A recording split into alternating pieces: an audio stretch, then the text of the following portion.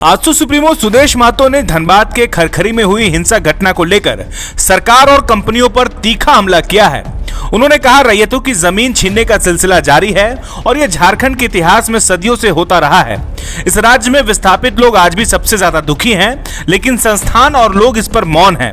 सुदेश महतो ने कहा, उनकी पार्टी अब मौन नहीं रहेगी, रैयतों के हक में आवाज उठाएगी। उन्होंने यह भी बताया कि वे खुद झारखंड के माइनिंग इलाकों में अभियान चलाकर इस मुद्दे को उजागर करेंगे और रैयतों के हक में लड़ाई लड़ेंगे। घटना जो घटी है, खासकर कोल माइंस में रैयतों विस्थापितों के साथ आपराधिक चरित्रों के लोगों का एक टकराव, उसी बीच हमारे पार्टी के एक सांसद साहब के कार्यालय में आगजनी। इस घटना पर हमने पार्टी की ओर से दलीय एक जांच टीम बनाया, जिसमें हमारे पार्टी के 6 सदस्य, एक वर्तमान विधायक, पूर्व विधायक, हमारे बार एसोसिएशन के पदाधिकारी भी हैं, गोस्वामी जी, और हमारे पूर्व डिस्ट्रिक्ट जज रह चुके हैं और वर्तमान संगठन का नेतृत्व कर रहे हैं, पूर्व डीआईजी, जो लोग प्रशासनिक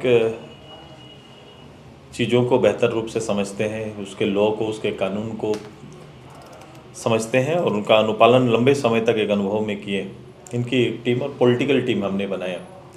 सभी लोग मिलके अद्यतन स्थिति के बारे में, चूँकि उसका आकलन लगातार कई दिनों तक अखबारों में, आज तक सुर्खियों में एक बड़ी घटना के रूप में वो सामने आया है, तो इसका आकलन करने के लिए इनको भेजे। वहाँ के आम लोग, चूँकि जो जानकारी मुझे मिली है, बड़े सहमे हुए हैं, डरे हुए हैं, फिर भी साहस करके कुछ लोग इनसे, इस टीम से मिले, लेकिन अधिकतर लोगों का घरों से पलायन है, जो मुझे अभी तक जानकारी फीडबैक है। और जिन लोगों ने इस घटना को अंजाम दिया है, वो लोग के ऊपर पुलिस निश्चित रूप से कार्रवाई कर रही है, ऐसा दिख रहा है। गिरफ्तार भी हुए हैं, हमारे पुलिस बल के पदाधिकारी घायल भी हुए हैं। ये एक घटना मात्र नहीं है, माने ये पूरी स्थिति, अधिकतर जो हमारा आर्थिक जोन में ये स्थिति है, मैं मानता हूँ, मैं इस घटना के लिए जरूर कमेटी बनाई, लेकिन मैं लगातार कई वर्षों से इन चीज़ों को देख रहा हूँ और जहाँ से भी आर्थिक स्रोत हमारा तैयार हुआ है, वहाँ आम गरीब रैयतों की आवाज़ को दबाया गया है। सक्रिय तथाकथित मसल पावर के लोगों को एक्टिव किया गया है। बीसीसीएल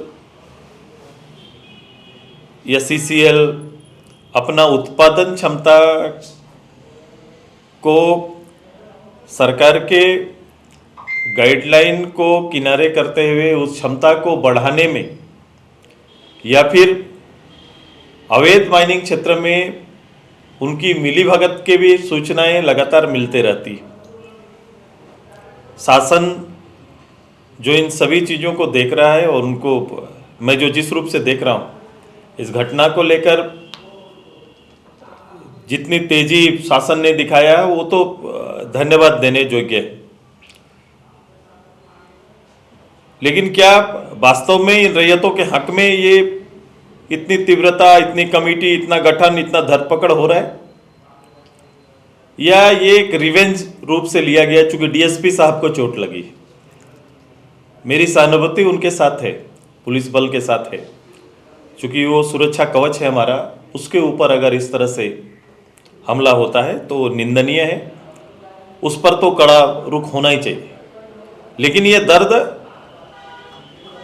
को अगर हम समझ रहे हैं, तो जो हमारे यहाँ पर मान्यता है, माँ के बराबर की मान्यता जमीन का है।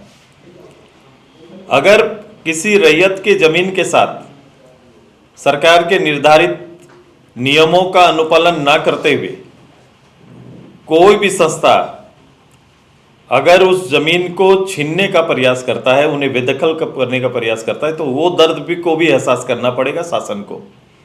क्या हम उस दर्द का मलहम कभी हम करने का कोशिश करते हैं, या इतनी ही गति, इतनी तीव्रता हमारा शासन इन विषयों पर कहीं दिखाता है क्या? एक बहुत बड़ा प्रश्न उस पूरे क्षेत्र के लिए है। मैं ये जो पॉलिटिकल वर्कर इन चीज़ों को बहुत देख रहा हूँ अभी, और इस पर मैंने बात भी की है, मैं भले प्लेटफॉर्म में इस पर बात भी की है, चाहे कोई हो, भारत सरकार हो, राज्य सरकार हो, जमीन और उसके निर्धारण, उसके भू अधिग्रहण का निर्धारण, उससे मिलने वाली सुविधाएं पूर्ण रूप से बहाल होने से पहले आप अपने आर्थिक स्रोत को भारत सरकार का आधार बनाकर, राज्य सरकार का आधार बनाकर उन्हें उनके अधिकारों से वंचित नहीं कर सकते हैं। और ये लगातार हर जगह इसको देखा जा रहा है। ये एक तो घटना हुई कि कहीं कहीं लोग साहस करते हैं तो घटना में तब्दील होता है, रैयत साहस करेंगे तो ऐसी टकराव और स्थिति आएगी, घटना बनेगा। लेकिन जहां इस आवाज को दबा दिया जाता है वहां आप जाके मूल्यांकन करिए, वहां भी ये स्थिति मिलेगी।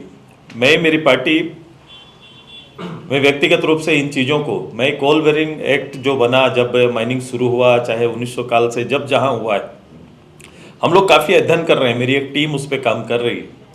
हम लोग आएंगे, अभी हम आएंगे और केवल धनबाद नहीं, धनबाद के आसपास से लेकर चाहे जहां भी इस राज्य प्रदेश के अंदर माइनिंग का काम हुआ है, उन सभी चीज़ों का मूल्यांकन और आकलन और वहाँ की अद्यतन स्थिति का एक डाटा तैयार करेंगे। हम चाहते हैं, जो मैंने हमेशा अपने राजनीतिक प्लेटफॉर्म में बात कहा है कि माइनिंग हमारे प्रदेश के लिए वरदान की अभिशाप, ये बड़ा क्लियर करना पड़ेगा। ये हमारे लिए वरदान है कि धरती गर्भ, रत्न गर्भा धरती के अंदर छिपा हुआ ये हमारा प्राकृतिक संपदा हमारे जीवन स्तर को बदल पा रहा है कि नहीं पा रहा है, इसकी भूमिका हमारे जीवन को, आम लोगों के जीवन को बदलने में कितनी रही है, और ये किनके जीवन को बदल रहा है, इसकी हिस्सेदारी का बड़ा हक कहाँ जा रहा है, ये सब लोग जानते हैं। दबी जुबान से सब लोग इन चीज़ों को समझते हैं। मैं बड़ा उल्लेखित लोगों के बीच में जाऊंगा, बैठूंगा, बात करूंगा, चर्चा करूंगा, फिर हम तय करेंगे। लोकतंत्र है भारत के, इस पूरी लोकतांत्रिक व्यवस्था में सारे लोग उसके कवच के रूप में हम सभी काम कर रहे हैं। आप, मैं, जुडिशरी या फिर अपना प्रशासन के पदाधिकारी भी इसमें काम करते हैं। मैंने बड़ा तबके से लोगों को लॉ एंड ऑर्डर पर बात करते हुए सुनता हूँ कि लॉ का ही हम पालन करेंगे, मैं कानून का अनुपालन करूँगा, मैं सरकार का अनुयायी हूँ। मैं बहुत अच्छा लगता है, मैं उनके शब्दों तक वो अधिकारी कितना डिगा रहता है, कितना टिका हुआ है, ये बहुत मायने रखता है। मैं इन चीज़ों पर अभी इस राज्य का एज ए लीडर, मैं इन चीज़ों पर बहुत गहराई से अभी बात कर रहा हूँ और एक बड़ी मुहिम की ओर हम आगे जाएंगे। तत्काल ये उम्मीद करता हूँ कि जो लोग इस केस को देख रहे हैं, जो कमेटी इस केस को देख रही है, जो कमेटियाँ बनी हैं, ये जो पॉइंट्स हैं, जो आधार हैं, इस सारे पॉइंट्स पर गौर करेंगे। लोगों के साथ न्याय हो, भय का वातावरण ना हो, लोग घर में पुनः वापस आएँ और उनके साथ उनके मिलने वाली जो सुविधाएं उनको मिलनी है, सेल से, बीसीसीएल से या एग्रीमेंट से या अधिग्रहण से, वो पहले पूर्ति करे, फिर माइनिंग का काम प्रारंभ करे। ये कोई माइनिंग को दखल देने के लिए नहीं जाता, बल्कि अपनी मांग के लिए जाता है। अगर ना हो तो पारदर्शिता उसमें लाने की कोशिश करे। जब कभी बैठे तो पारदर्शिता रहे, ताकि लोगों को सरकार के किए हुए पहल का अंदाज़ा लोगों को हो और उसे ये लगे कि जो कमेटी है या जो शासन है वो मेरे लिए काम कर रहा है, ये अनुभूति लोगों को हो। ये उम्मीद करते हैं। फिर शेष में मेरा भी दौरा धनबाद होगा, मैं भी लोगों से मिलूँगा और जो पीड़ित लोग हैं हम उनके साथ खड़े हैं। उनके साथ चाहे जिस स्तर पर लड़ाई लड़ना पड़े, हम लोग हैं और इस लड़ाई को पूर्ण रूप से लड़ेंगे। एवं इंजीनियर बनकर भरे सफलता की ऊंची उड़ान, जहां साधारण छात्र भी झारखंड टॉपर्स बनकर बना रहे इतिहास। दूरदर्शी शिक्षाविद श्री विपिन सिंह के मार्गदर्शन में मेडिकल एवं इंजीनियरिंग के लाखों छात्रों के लिए आशा की किरण के रूप में goal nations leading institute. thefollowup.in. Like, share and subscribe. www.thefollowup.in